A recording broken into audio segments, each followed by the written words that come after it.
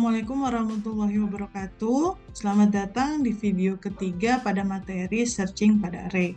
Pada video kali ini, saya akan membahas mengenai algoritma pencarian berupa binary search, di mana proses pencarian berlaku jika datanya sudah terurut mengecil ke besar atau besar ke kecil. Algoritma pencarian yang kita pelajari sebelumnya dilakukan ketika datanya berisi dengan data-data acak. Kita akan mencoba mencari data pada data yang terurut. Tidak jarang data-data memang sudah terurut ya. Contohnya seperti ini teman-teman. Ketika kita ingin mencari angka 26 dengan data, sebentar.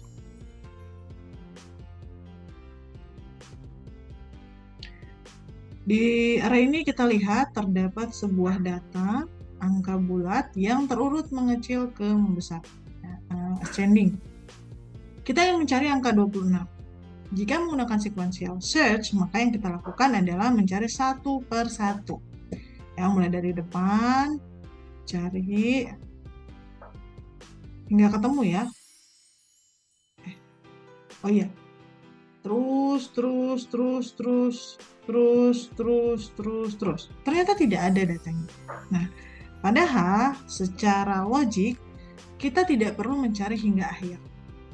Kita seharusnya berhenti ketika mencapai indeks ke-6, yaitu angka 27. Kita tidak perlu meneruskan ke angka selanjutnya. Kenapa? Karena kita mengetahui sifat dari data yang terurut mengecil ke besar.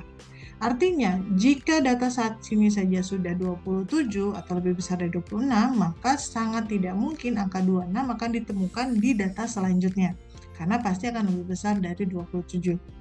Maka untuk mengefektifkan pencarian, kita menggunakan yang namanya algoritma binary search. Bagaimana ilustrasinya? Contoh, saya punya data array yang berisi 15 data, start indexnya 1. Kemudian, saya akan mencari angka 71. Tahap pertama adalah kita membutuhkan bantuan 3 buah variabel. Pertama, variabel kiri yang akan kita assign ke indeks paling pertama. Kemudian variabel tengah yang akan kita assign, kanan dulu ya, kanan yang kita assign pada lokasi ke n atau jumlah data atau indeks terakhir pada data. Kemudian setelah itu kita akan tentukan tengahnya. Untuk mencari tengah, rumusnya adalah kiri plus kanan kita div dengan 2. Di div ya, rekan-rekan, bukan dibagi agar menghasilkan bilangan bulat. 1 ditambah 15, 16. Kita div dengan 2, hasilnya adalah 8. Sehingga variabel tengah kita setting di 8. Apa yang kita lakukan setelah melakukan setting 3 variabel ini? Maka kita akan membandingkan hanya variabel tengah saja dengan data yang kita cari. Apakah isi dari indeks tengah itu sama dengan data yang kita cari? Karena tidak sama, maka kita akan melakukan proses pengecilan area pencarian. Secara logik, area kiri dari tengah itu pasti lebih kecil dari 30. Area kanan lebih besar dari 30. Nah, 71 ini lebih kecil atau lebih besar dari 30? Lebih besar. Karena lebih besar, maka sudah tidak mungkin angka 71 berada di indeks area tengah hingga kiri. Oleh karena itu, kita menemukan area pencarian yang baru, yaitu di area tengah hingga ke kanan. Ya, jadi kita akan membuat si kiri pindah ke tengah plus 1 untuk mulai melakukan proses pencarian lagi di area yang baru. Kenapa tengah plus 1? Karena yang tengah tadi udah kita periksa ya, dia lebih kecil dari 71. Kemudian setelah kita setting kiri di tengah plus 1, kanan tidak berubah, kita cari lagi tengah yang baru. 9 ditambah 15 di sini ya, 9 ditambah 15 yaitu 24, kemudian kita div 2 yaitu 12. Kemudian kita setting tengah yang kedua ya, di tahap kedua. Kita bandingkan kembali isi dari indeks tengah yaitu 47 dengan 71. Dikarenakan 71 itu lebih besar dari 47, maka kita bisa memindahkan kiri ke tengah plus 1. Ya, kita pindahkan kiri. Kalau yang kita cari misalkan ternyata 37 kan lebih kecil dari 47, maka yang kita pindahkan adalah kanan. Kita pindahkan kanan ke tengah min 1, ya, ke sini. Kemudian lakukan kembali proses pencarian tengah yang baru. Begitu ya teman-teman ilustrasinya. Saya lanjutkan. Ketika yang dicari adalah 71, maka kita akan menemukan kiri yang baru, yaitu di indeks 13 di sini ya. Dan kanannya ada di indeks 15, kemudian kita cari tengah yang baru, 13 tambah 15, di div 2 adalah 14, maka ini adalah tengah yang baru. Kemudian kita bandingkan apakah ini sama, karena sama maka selesai. Proses pencarian berhenti.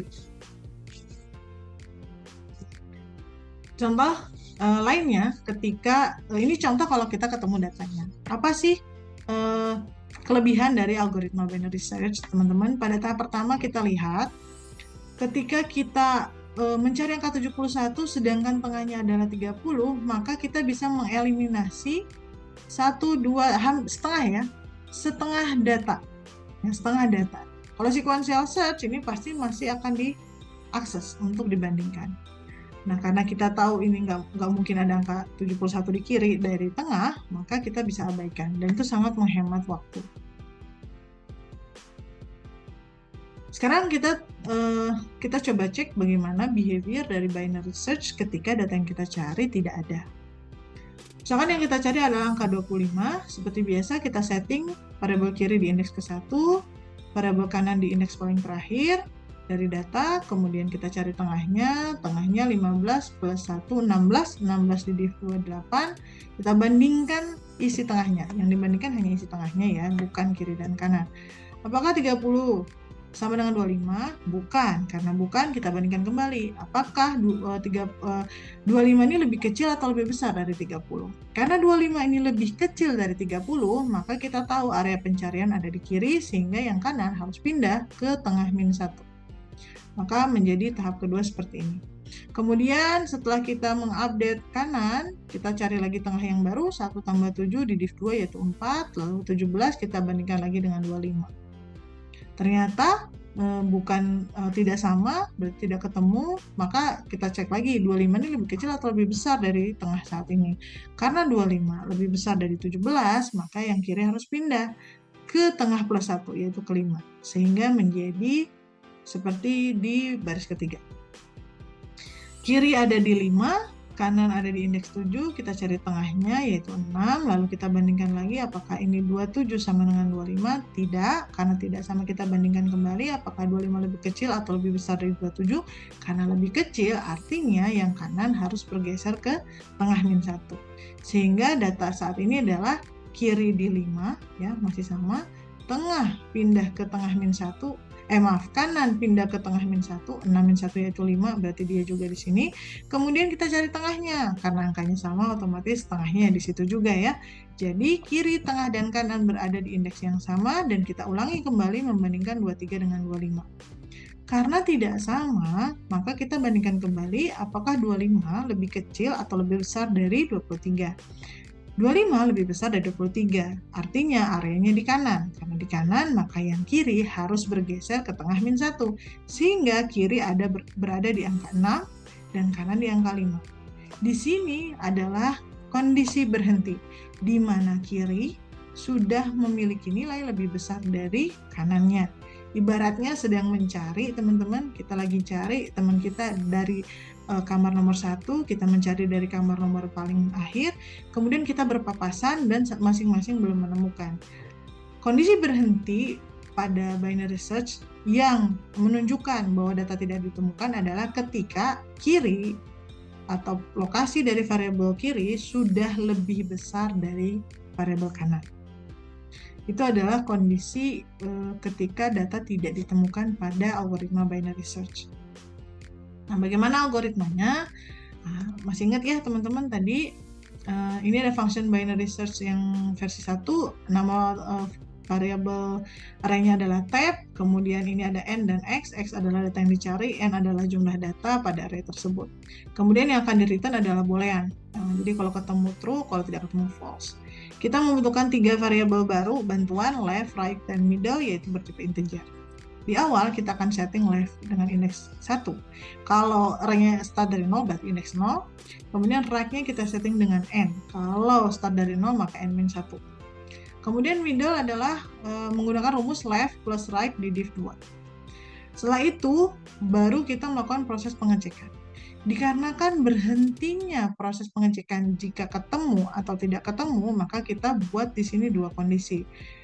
Ciri ketemu adalah ketika tab pada lokasi tengah, ya. Tadi ingat ya, yang kita bandingkan adalah lokasi tengah itu sama dengan X. Artinya kalau dia belum sama, maka lanjut. Dan ini adalah kondisi untuk mencirikan dia berhenti karena datanya tidak ditemukan, yaitu jika left-nya masih lebih kecil dari right, maka masih bisa dilanjutkan proses pencarian. Selama belum berpapasan dan belum ketemu, maka kita lakukan perbandingan ya tadi. Apakah X yang kita cari lebih kecil dari tengah? Kalau iya, maka right-nya, ya, si panah right tadi, lokasi dari variabel right akan berubah menjadi tengah dikurang 1. Jika ternyata X-nya lebih besar dari yang dicari, maka left-nya yang bergeser ke middle plus 1. Setelah dilakukan update right ataupun left, baru kita update kembali middle yang baru dengan rumus yang sama, dan lakukan proses validasi apakah data pada middle tersebut data yang kita cari atau bukan, dan apakah right-nya sudah lebih kecil dari left. Setelah looping berhenti, maka ada dua kemungkinan, karena left-nya lebih besar artinya tidak ketemu, atau tab mid sama dengan X, yaitu ketemu, maka kita tinggal return saja perbandingan ini. Mid lebih besar dari 0, artinya middle-nya itu tab mid sama dengan X artinya ketemu, dan middle-nya lebih besar dari 0, ya, artinya memang ada value-nya. Oke. Karena kalau kita melakukan proses pencarian mid ya, ketika si right-nya sudah berpapasan pasti minus, ya kan ya? Karena kita akan lakukan bukan minus ya, karena kondisinya mid-nya itu sebenarnya kita cukup teman-teman ya di sini membandingkan saja antara tab mid sama dengan X atau tidak ya. Kalau ternyata bukan, ya udah, berarti tandanya nggak ketemu ya. Ini untuk binary search yang kedua, sama saja sebenarnya, hanya bedanya kita menggunakan boolean ya, found min 1 gitu ya. Nah, bagaimana kalau datanya ternyata descending ya, dari besar ke kecil? Nggak apa-apa, berarti tinggal mengubah saja proses pergeseran sesuaikan dengan kondisi datanya ya. Kalau tadi X-nya lebih kecil dari tab min, ini right-nya yang dipindah, berarti nanti left-nya yang dipindah gitu ya. Kemudian ini contoh kasus lainnya di mana kita melakukan proses pencarian mahasiswa. Jadi mengembalikan indeks pencarian mahasiswa pada array A dengan NIM tertentu. Min 1 bila tidak ditemukan, array A terurut secara descending berdasarkan NIM. Jadi terurutnya berdasarkan NIM, kita nyarinya juga berdasarkan NIM. Dan ini data mahasiswa, artinya nggak cuma NIM, ada nama gitu ya, di sini ada nama, NIM, IPRT, dan IPK. Maka apa yang kita modifikasi? Yang kita modifikasi adalah kita tambahkan A pada lokasi A, ini nama array-nya ya, A lokasi mid.nim ya, karena yang kita bandingkan adalah NIM-nya. Karena ada IPRT IPK, bisa jadi kan ya terurut berdasarkan IPRT nantinya, berarti yang kita bandingkan .IPRT. Nah, di kasus kedua ini berbeda karena di sini array A terurut descending berdasarkan NIM, tapi yang dicari adalah IPK. Nah, ini nggak bisa menggunakan konsep binary search. Binary search hanya bisa digunakan jika data yang kita cari itu yang terurut. Ya, kalau di sini kan yang dicari NIM, yang terurut NIM, tapi yang dicari IPK, artinya IPK-nya tidak terurut.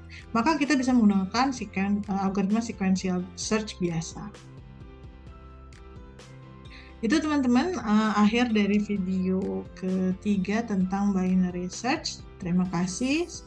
Assalamualaikum warahmatullahi wabarakatuh.